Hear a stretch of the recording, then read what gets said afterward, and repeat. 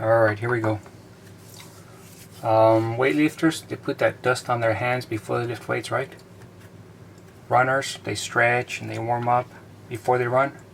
What do we do, mathematicians, before we start mathematizing? Well, of course, we play some jams. Goes like something like this. Get your mind in the right mood. Oh yeah. Alright, so today we're doing integration by parts. Now what in the world is this? The reason we're doing this is because we have problems simple, such as that one, which appear to be very naive, and you try all the things that we had before, like all sorts of U subs, and it's not a basic one, and none of the things that we had before seem to work.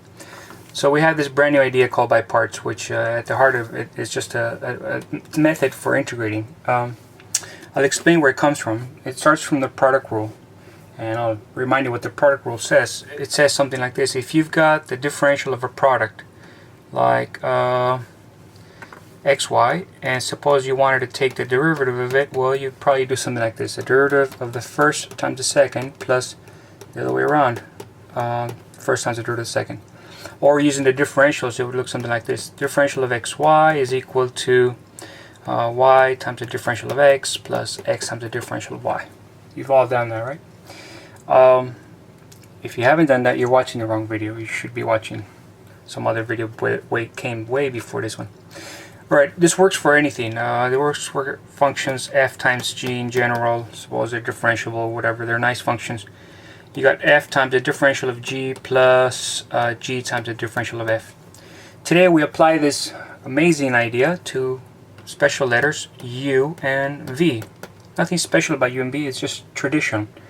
Out of tradition, people have used u, v. And so it goes like this: u times the differential of v plus v times the differential of u.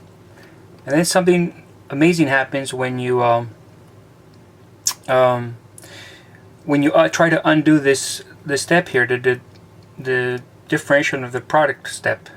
To try to undo it would mean specifically to try to take the antiderivative of that side. That would give the antiderivative of that. That would give the antiderivative of that. See how I did that? I'll redo it for you, like that, like that, like that. See? Like this. Take the antiderivative on all sides, and what that would do is, on this little piece, the antiderivative and the derivative would undo each other, and you would get that the antiderivative of the differential of uv, well, that of course would be just uv. This would be the integral of u dv, and this would be the integral of v du.